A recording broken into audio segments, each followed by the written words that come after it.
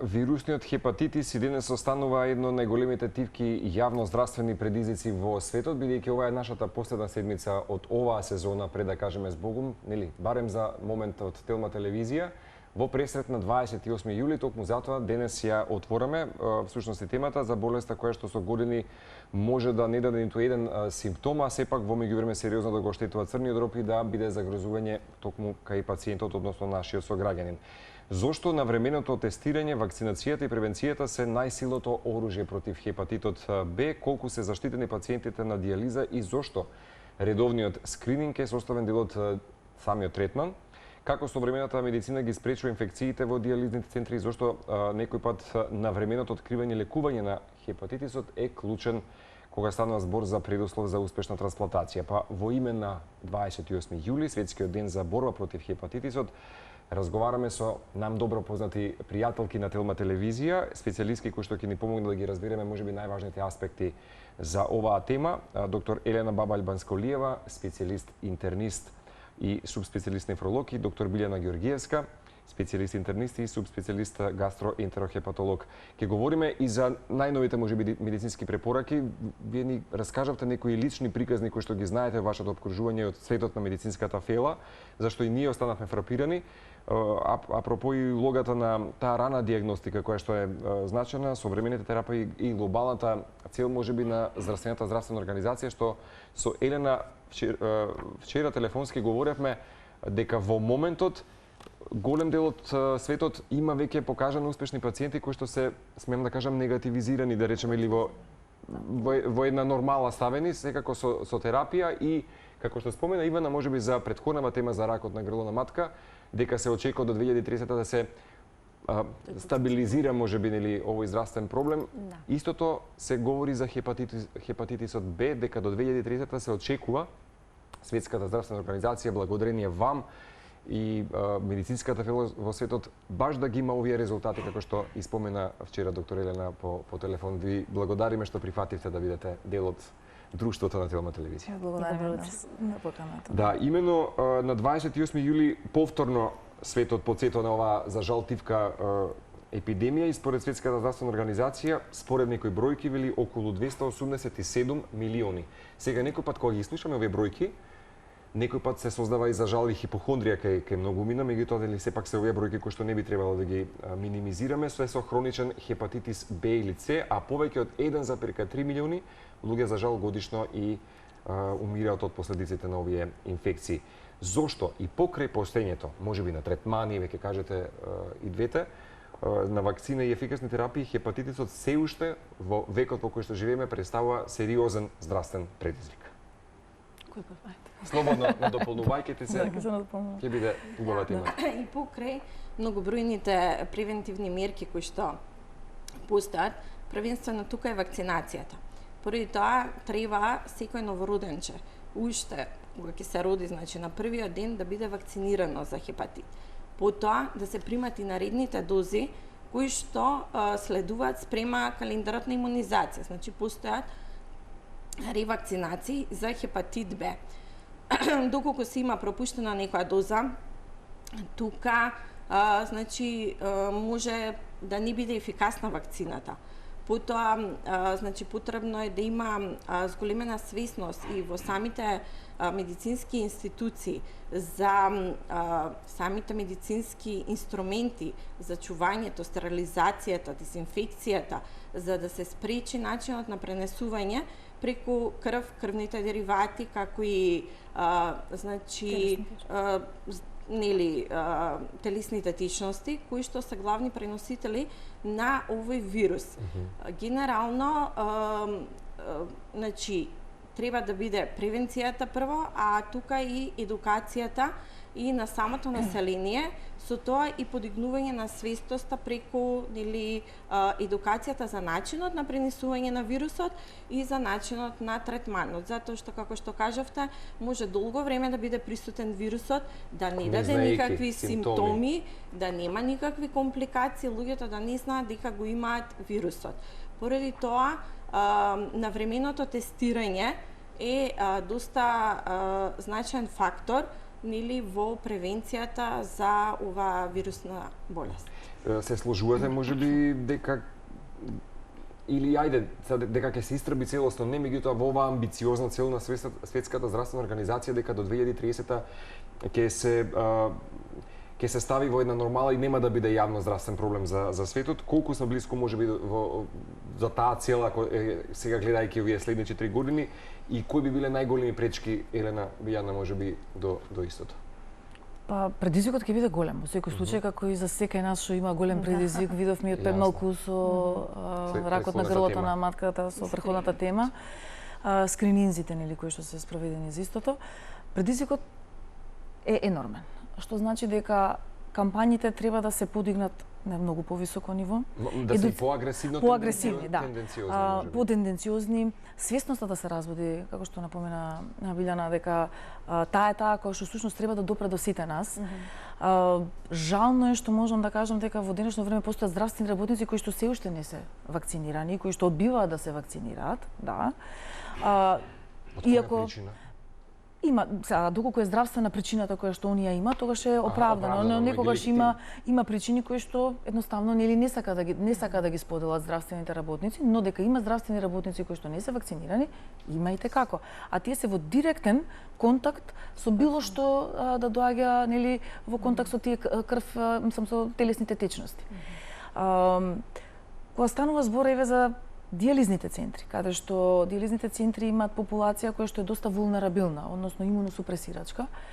Нашата нели задача на сите лекари е секогаш да ги спроведуваме редовните вакцинации кои што кај нив се во одреден временски период, во одреден нели месеци етапно се даваат и за истото се води уредна евиденција од наша страна од сите дијализни центри секако во согласно со Институтот за јавно здравје кој што ги обезбедува вакцините и тие се бесплатни за граѓаните за дијализните пациенти и тоа е еден добар чекор на кој што ние всушност подаваме справување и соочување. Од друга страна, напоминавме дека еве децата, бебињата уште во родилиште, тоа е многу добра нешто спроведено низ годините, веќе колку има, па сигурно има 20 и нешто години каде што енгериксот, односно вакцината за хепатит Б влезе како задолжителна вакцинација во родилиште. Па еве новите генерации на некој начин се заштитени бидејќи сите имаат примено во родилиште.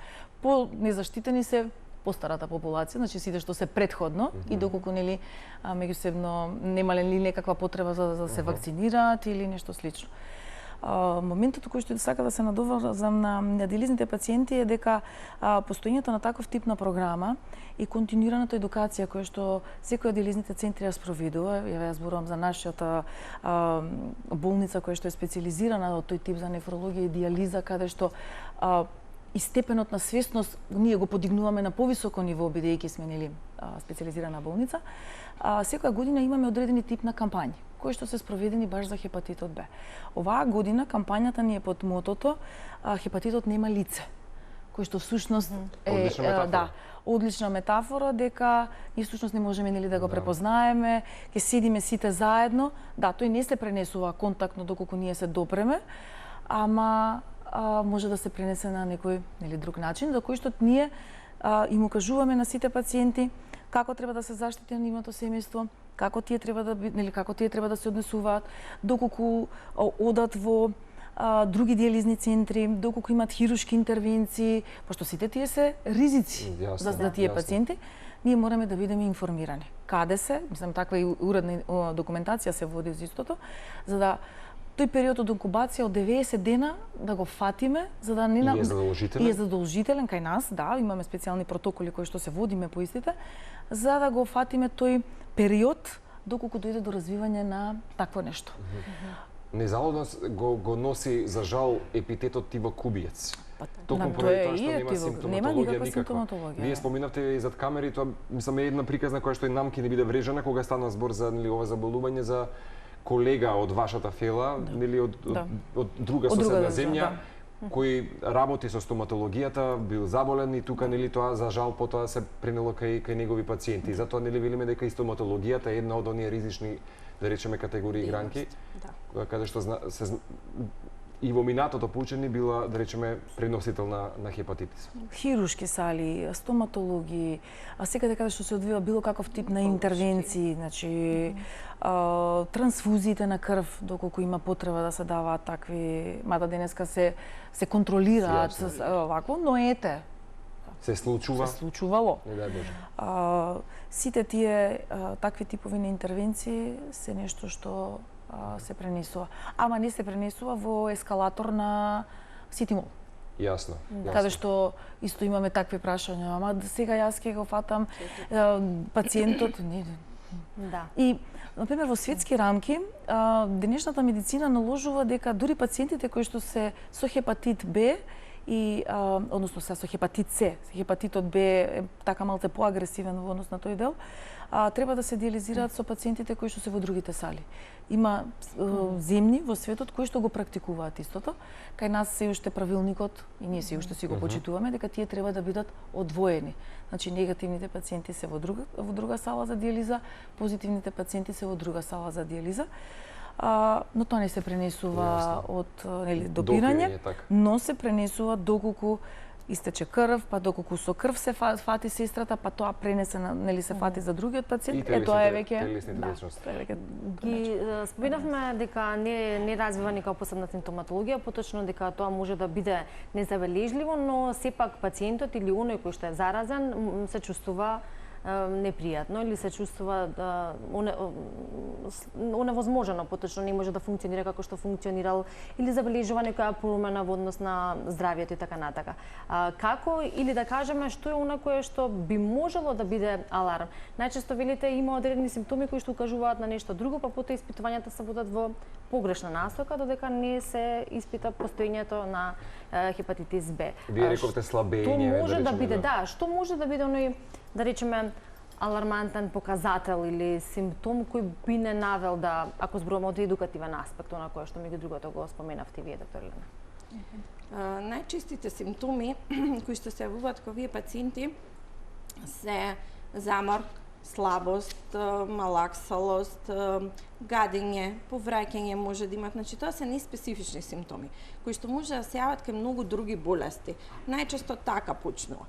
Подоцна кога ќе се развие болеста, луѓето добиваат жолтило на кожата, на белките на очите, имаат промени во мокрачата, промени во столицата, но тоа е веќе кога ќе се развие болеста.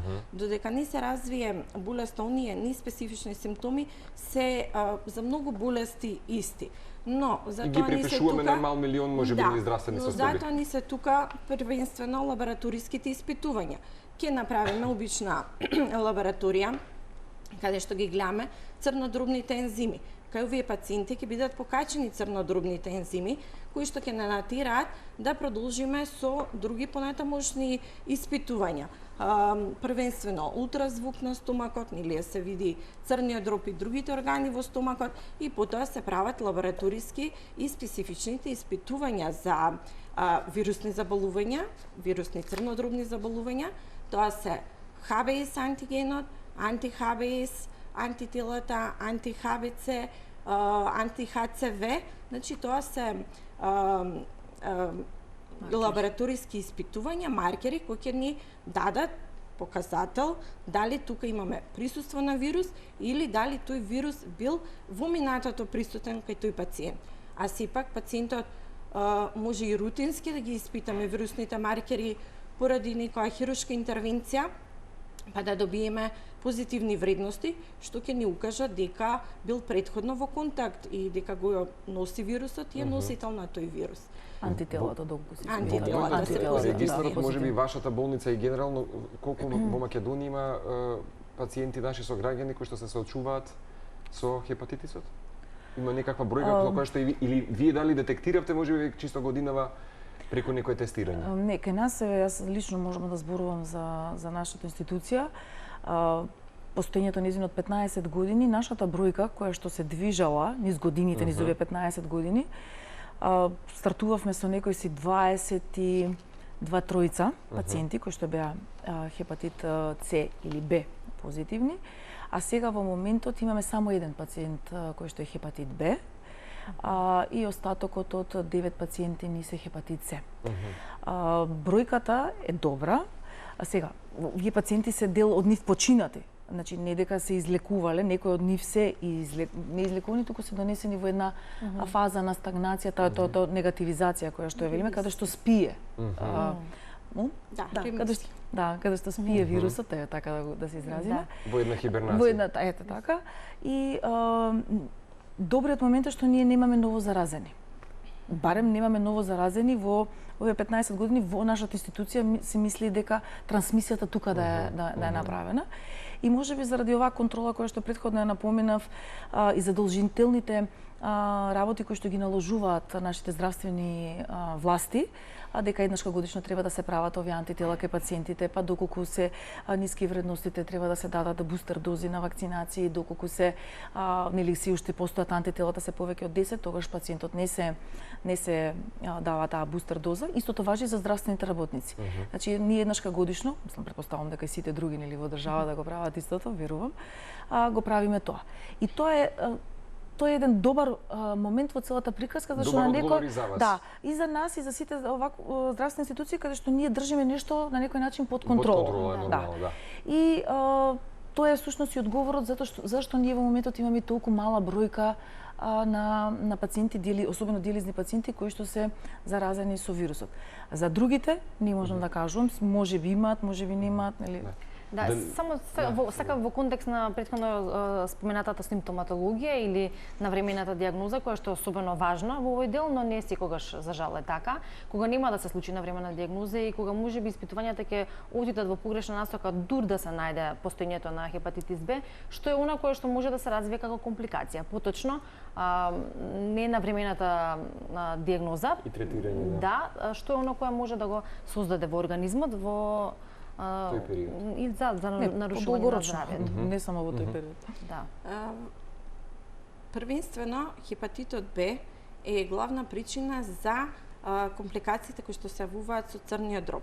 И самото име хепатит значи воспаление на црнодробните клетки. Хепатоцитите се црнодробните клетки. Значи, хепатитот Б, вирусот, го напаѓа црниот дроб. Генерално, компликациите се од таа страна. Односно, ќе настане фиброза, значи тоа е фиброза, па цироза, значи тоа е неповратно оштетување на црниот дроб, каде што веќе тие црнодробни клетки се заменуваат со сврзни клетки, функцијата на клетките се намалува, односно се уништува, така да цирозата знаеме дека е нели дефинитивно оштетување на црниот дроб, кој што нема враќање назад, може да оди само со компликации, може да биде декомпензирана, да биде стабилизирана цирозата, но немаме како да излечи. Се извинувам.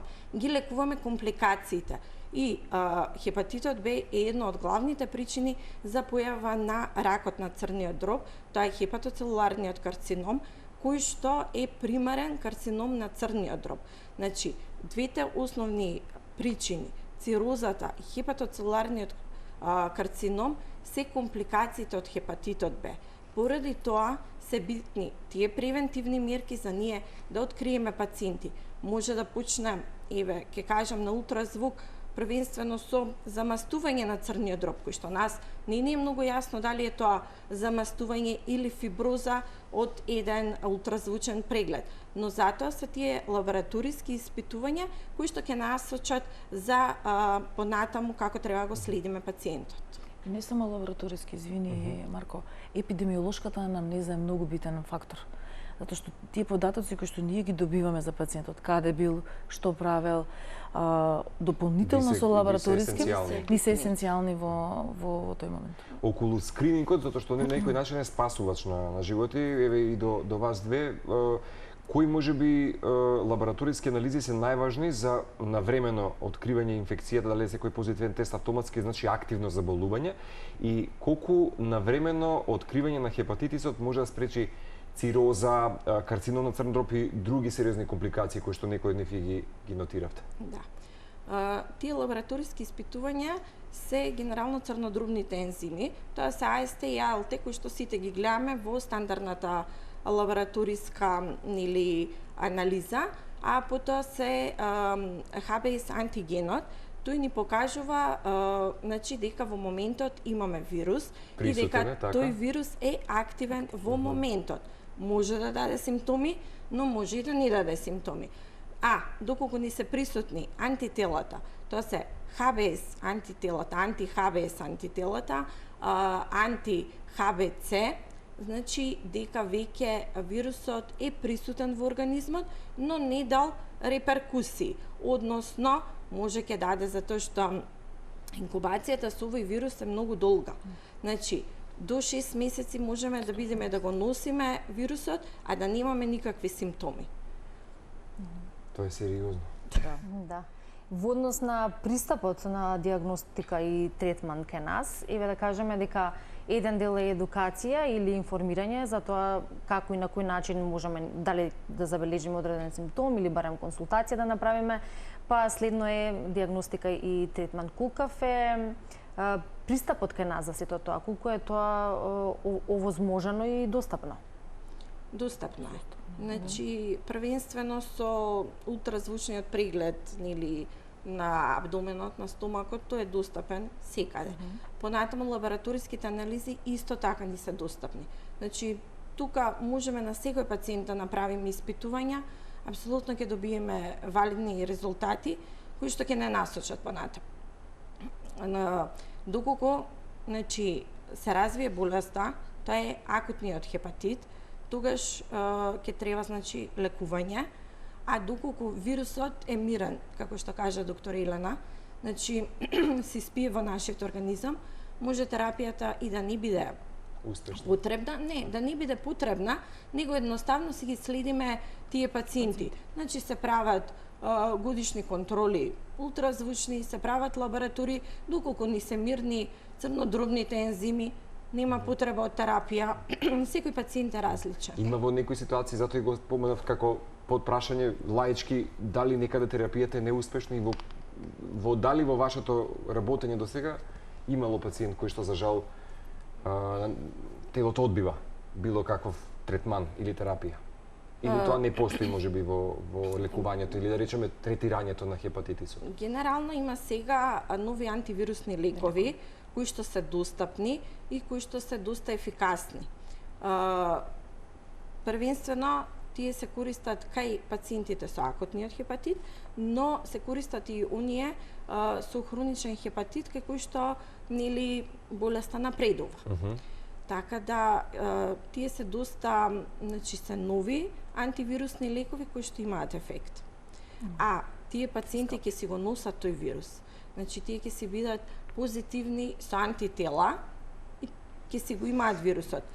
Дел од нив кои што се HBS антиген позитивни, не пројавиле симптоми, тие се само преносители на вирусот. И тука е иста битна едукацијата на пациентите, да знаат на пациентите, нели на населението, да знаат како се пренесува вирусот и нели да си имаат соодветни заштитни мерки. Значи, рековме, единствено преку крв и телесни течности. Тоа се единствените. Со оглед на тоа што ете вие се соочувате во вашата секојдневна работа со одредена група пациенти со конкретни заболувања, сепак оние кои што не следат, а дел од нив можеби и бремени жени, исто си го поставуваат прашањето или да речеме работите кои што би требало да ги знаат како информација за хепатитис Б. Бидејќи го образложивме начинот на пренесување, дел од таа категорија се разбира под ризик се токму и бремените жени, па може еден совет и препорака во таа насока, што би требало да знаат, на што би требало да внимаваат, како можеби да забележат доколку нешто не е во ред. Убаво ви е прашањето. Бремените жени се исто ризик категорија. Начинот на пренесување на вирусот може да биде и по вертикален пат, односно од мајката на новороденчето. Така да тие бремени жени исто така подлежат на испитување за хепатит Б. Значи, во стандардните лабораториски анализи им се прават испитувања со цел да се спречи тој начин на пренесување од мајката на новороденчето. Значи, тоа е така наречен вертикален тип на пренесување на вирусот.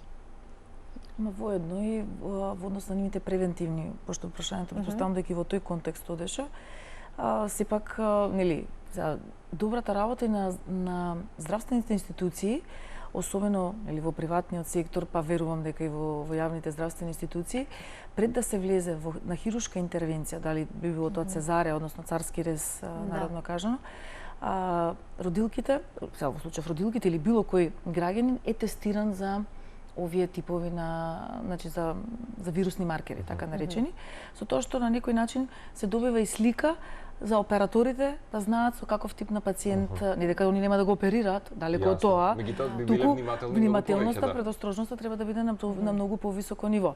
Така да сите оние кои што се бават со таа проблематика, каде што имаме хируршки интервенции, ги тераат пациентите да направат предходно вирусни маркери или самата институција си го прави пред самиот оперативен третман. Се прочитува, да, апсолутно се прочитува. И тие се тие работи кои што се добри да се слушнат и да се видат дека се спроведуваат во пракса, во реалноста, и дека можеби 2030 кој што на почетокот ја напомена, јас мислам дека е премногу брзо за да ние го видиме тој ефект, но дека ефектот ќе се види понатаму, секако за некои 10 години можеби од сега, кумулативно, баш заради тој момент затоа што вакцинацијата кај нас почна покасно можеби од западниот свет, кој што како редовна вакцинација зборувам. Јас се сеќам, синот беше таа генерација, значи 2004 кога ја прими првпат вакцината. Да, но дали ќе има, да речеме, негативен ефект во однос на се поголемиот број на антиваксери кои што се појавуваат генерално за вакцинирањето, па верувам дека тука спаѓаат поголемиот број вакцини. Антиваксерите секогаш ќе постојат. Тоа е, нели, пишано правило. Пишано правило. Што и да се појави, се знае дека секоја болест се супремира, односно се искоренува само со правилна вакцинација. Вакцинацијата го штити човештвото. И ќе го девалвира трудот на вакцината, така е. Го штити човештвото, значи така голем број на инфекции кои што во минатото биле присутни со помош на вакцинациите, денеска се ерадицирани. Јасно. И тоа е тоа, значи да, има антиваксери, имаат некои си теории своји на заговор и се останато што се циркулира нели во нивната свест, но тоа ќе го ставиме на нивната совест. Повеќе отпорано. Затоа што совеста на луѓето е нешто што секој од нас треба да почне да се води, затоа што ако не сме ние одговорни личности, ако не сме совесни личности, не можеме да очекуваме ни некој од страна ќе го или ќе се бидеме најдобри пријатели или непријатели на себе, дефинитивно. Тоа е. Да. Околу кандидатите за трансплантација, доктор Билјана, бидејќи црниот дроб е еден од ретките органи кои што знаеме вака да го кажеме дека е долго молчи, нели, и ова искуство кое што го кажува и медицината, кога пациентот е соодветен за трансплантација на бубрек, затоа нели рековме и претходно важна е евентуалната можеби нели инфекција на хепатитисот Б или С да биде присутна, меѓутоа откриена на време и лекувана. Кои пациенти би рекле дека се соодветни за трансплантација?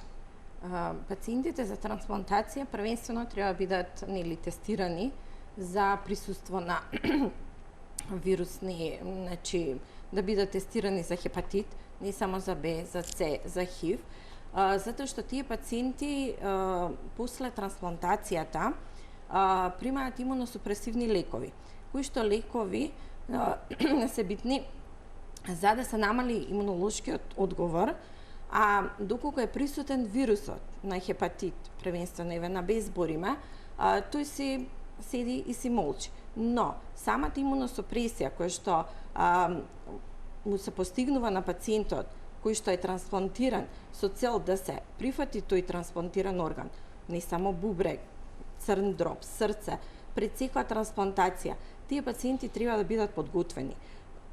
Доколку немаат присуство на вирус, да, може да се трансплантира. Доколку имаат присуство на вирус, тогаш треба да се преземат мерки да се лекува тој вирус, па потоа да се трансплантираат пациентите. Се со цел да имаме добар имунолошки одговор, да се прифати трансплантираниот орган, нели, и да имаме ефект од таа трансплантација. Целта е пациентот да живее со тој орган. Вака, доколку ние мора да ги имуносупресираме, но ако го имаме вирусот, ќе настане реактивација, ќе настане репликација на вирусот. Вирусот има способност за размножување. Значи, тој се реплицира неговиот број се зголемува и тогаш веќе добиваме активна болест, значи настанува активација на болеста. Дали се случило пациенти од вашето обкружување некој да ви го каже тоа дека при обичен рутински преглед, лабораториски, се детектира хроничен хепатитис? Да, значи кај мене почесто Кај мене почесто има такви пациенти, но и да има, значи доколку пациентот е добар, нема симптоми, тогаш следењето е најбитно. Кај нас можеби дека рутината, нели во рутинската пракса ние на секој 6 месеци ние ставаме тоа во програма, национална програма е, каде што на секој 6 месеци пациентот се тестира за овие вирусни маркери, а секако доколку има потреба и пофреквентно се прави доколку бил нели изложен на некој ризик, на хируршка интервенција, па не се поклопува со периодот кога почне, нели во тие 6 месеци па треба однапред да се направи. И исто така правилото на сите диализни центри, па и на нели кои што се бавиме со оваа проблематика диализа и нефрологија, е дека пациентот пред да влезе во нашиот центар мора да биде истестиран, за да точно знаеме каде би требало нели да се одвива неговиот диализен третман. Заради тоа што ако пациентот нас нели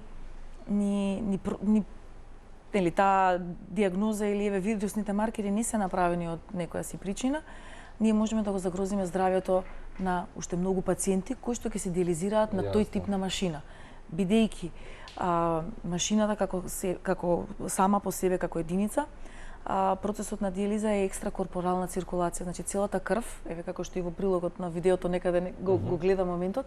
Да, целата крв од пациентот излага во самата диализа и се прочиствува. Тоа е тој процесот на диализа. Ама таа поминува низ самата машина. Да, денешните технологии, денешните дезинфекциони средства кои што се направени од сите производители на машини имаат голем степен, да речем дури до нула, на уништување на вирусните хепатити, мислам на вирусните, на хепатитот всушност. И со тоа се минимизира ризикот на пациентот да се пренесе или да се заболи.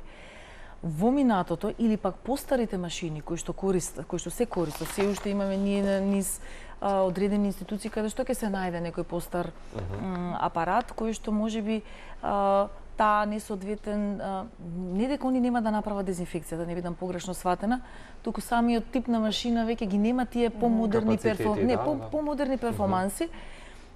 И ако се направи едно мало невнимание да се стави позитивен пациент, исто така може истото да се пренесе на колегата после него, па на него и тука веќе да се зголеми бројот драстично.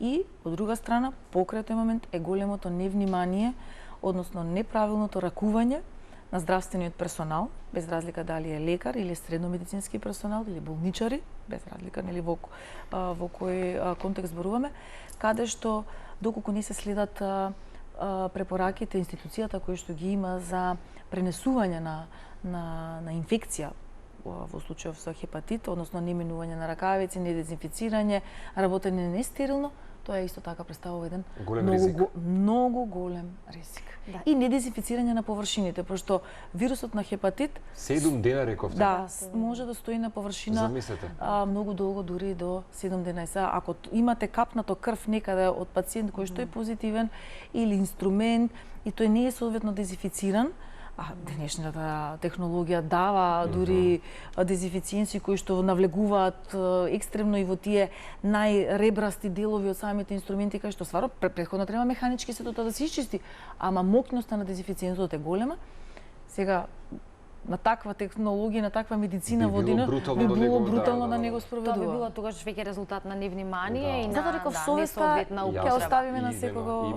Имено. Како се ближиме кон крајот на утринската тема денеска, еве во еден одговор крајен како совет препорака апел по повод светскиот ден нели за хепатитис Б или подигнување на свеста 28 јули, кажавме најважните работи и ги објаснивме. Она кое што сметам дека можеме да го надополниме во овој последен дел е кога веќе ќе се диагностицира и ќе се упати начинот во однос на лекување, одржување под контрола и така натака, колкава е важноста на дисциплината на самиот пациент, одговорноста за пренесување на луѓето околу него, односно најблиските луѓе како што се нормално нели луѓето со кои се живеат, партнери, партнерки, во однос на таа одговорност, дисциплината, сето тоа кое што треба да биде на едно високо ниво за контрола на самата инфекција покрај третманот нормално кој што е доживотен. Па дисциплината е потребна за се. Како е? Не е само во случај за хепатит, за се нешто што ние треба да бидеме само свесни и одговорни, дали и утре ваков тип на храна ќе конзумираме, толку вода ќе конзумираме или сме веќе заболени од нешто и како ќе се однесуваме према самите себе си и према околината со која што нели ние сме обкружени. Верувам и нели апелирам дека се и ова е од мојата пракса дека пациентите со кои што сме, пошто се хронични пациенти кои што веќе ја имале таа проблематика, дека не сме имале ние таков проблем дека пациентите не се дисциплинирани. Апсолутно дека тие пациенти кои што сакаат да ги слушаат советите од лекарите и од медицинскиот, воглавно целиот медицински персонал, имаат секогаш добар успех. Тој што е ригиден во секаков аспект. Тука и прво матичниот лекар нема да го слуша, па што останува за понатак. И верувам и апелирам еве за понатака дека доколку секој од нас има некаков таков тип на хронично заболување или активно заболување, треба да се однесува дисциплинирано од начинот на исхрана, од начинот на живење, бидејќи тоа е веќе го менува стилот на живење во однос на тој дел, во однос на фамилиарните пренесувања со децата апсолутно, али со, како што Ивана напомена, партнери, партнерки, тоа е исто така нешто што кој што тој треба се научи дека треба да живее и тоа е апсолутна дисциплина на која што ти треба да знаеш што треба да правиш понатака во животот. Така да тоа би било едно нешто кое што луѓето треба да го сватат и дека треба да се само рефлектираат секогаш кога некаков таков проблем и да побараат стручна помош доколку самите не можат нели да се соочат со тоа, да побараат медицинска стручна помош каде што ние ќе ги насочиме, ќе им дадеме совети и препораки понатамошни како треба да се водат во својот живот. Во име во пресред само за крај на 28 јули, дали вашата институција и болница ќе има повторно начин како ќе допре сигурно интерактивно со еве случајот и нашите гледачи со граѓани, како вие ќе имате прилика да го одбележите секој на свој начин? Веќе напоменав дека нашето мото оваа година е дека хепатитот нема лице. Веќе се спрема кампањата за тој настан. Ќе бидат нели флаерите поделени, повторна едукацијата на самите пациенти. Има ефекти искрено во минатите години кога флаер ќе се подели било какво рекламен материјал пристигне до пациентите? Има, затоа што ние ставаме и постери, имаме и вербална едукативна програма која што ја спроведуваме со самите пациенти, затоа што знаете некогаш флаерот сите ние ќе ни дадат флаер било каде, ќе го видиме и после тоа иде нели во кантата, најблиската канта која што ни е. Реално едукативното зборување кое што ние го посветуваме за пациентите, им објаснуваме дека што се може да настане доколку тие не се вакцинират, особено за новите пациенти на диализа. Бидејќи старите тие се веќе вакцинирани и само го следиме кај нив дали треба да се ревакцинираат. Ама за кај новите апсолутно дека има добар одговор и не можам да кажам дека ние немаме пациент што не е вакциниран. И најмногу верувам да пирате личните искуства за тие што сте отворени да ги споделат. Секогаш. Па добро, ние сме и таква институција каде што секогаш тргнуваме од моментот дека фамилизирани сме со самите пациенти. Буквално секаков проблем се што го дискутираме, самите, мислам и ние персоналот сочувствуваме целосно со нив. Доколку има проблем, ќе се повика доктор Билјана, ќе им се објасни се што треба, се зборува со докторите од диализа. Така да тоа е еден мултидисциплинарен пристап, јас би рекла. Не постои нешто кога нашата животна платформа ја користиме за помош на другите, тоа мислам дека вие сте еклатантен пример за тоа. Се надам дека и вештачката интелигенција можеби придонесува можеби за истребување како јавно здравствен проблем хепатитот и таа глобална цел до 2030, претпоставам дека и вие можеби сте оптимисти во тој дел дека можеби таа да биде добар асистент, можеби по некој пат са не на целосно истребување, ама ајде да речеме на минимизирање на самото заболување. Па да, доколку се развијат алгоритми за вештачката интелигенција кои што ќе имаме некоја брза детекција, рана брза детекција, секако дека би било некаков добар допринос, денешната технологија или во сите гледаме во одредени аспекти од медицината веќе на голема врата почнува да навлегува вештачката интелигенција. Искрено ви кажам, Мене ме плаши, затоа што пред известен период имавме самит, македонско-германски бизнис самит, на кој што баш бев панелист на темата вештачката интелигенција во здравствениот сектор. Го истакнавте вашето мислење? Го истакнав моето мислење, не беше толку позитивно. Морам да кажам дека не, јас сум за технологија, значи медицината мора да оди напред, но мора да се стави граница каде докторот диагностицира, каде технологијата. Човечкиот фактор мора да остане присутен, затоа што ако ние веќе го изгубиме доперот со човечкиот фактор, веќе сме изгубиле се. Не дека технологијата не може да диагностицира, но некогаш таа треба само нас да ни биде алатка која што ќе ни го помогнува начинот на диагностицирање, да ни овозможи побрза диагноза, да не насочи во истото. Но не таа да биде клучот, каде што докторот ќе седи и сега ќе се води што ќе каже чат GPT или Gemini или не знам ти која друга платформа. И тука ние веќе лекарите почнуваме да го губиме моментот дека треба сами да размислуваме. Ако ќе го изгубиш осетот дека сам не размислуваш, тогаш веќе ја губиш медицинската практика. Така и не само во медицината, туку во било кој дел или во било која област, вештачката интелигенција, иако навистина рапидно се развива, сепак не е додено до тој степен да се потпреме само на неа. Веројатно и она кое што постои во истражувањата и статистиките до сега дека прави грешки, а веројатно тоа е еден доволен за сите нас кои што некако можеме да направиме на граница или балансирана употреба на вештачката интелигенција која што станува секој дел од нашата секојдневие. Ви благодариме за гостувањето, и за можноста да ја пренесеме пораката вака преку еден едукативен разговор за хепатитис Б или да го така предреме одбележиме 28 јули кој што ни пристигнува, верувам во контекст на тоа кој што го правите како кампања и посилно пренесена порака до граѓаните. Верувам дека добри пораки пренесовме, дадовме насоки доколку некој од ова чувствува некаков замор или што лековте некакви симптоми, биде доволно показател само да направи тест или лабораториски испитување, да се јави. И да се јават на гастроентерохепатолог, бидејќи се тие соодветната категорија на луѓе на кои што и ние од дијализа се подпираме, нефролозите или било кој профил на доктор, сепак кај нив се обраќаме. Мирно и пријатно лето пред се ќе ви посакам и вам, а од септември чекаме да се одморите, па од септември со нови редовна дружба ќе имаме сигурно, бидејќи без вас некако и утринска не е целосна. Секогаш се посветуваме на важните теми и прашања, така ќе биде во нашата следна сезона. За сите кои можеби пропуштија нешто од ова, се разбира, достапни се нашите разговори на нашиот YouTube канал Утринска на Телма и секогаш ние достапни на нашите социјални мрежи на Утринската, на Facebook и на Instagram.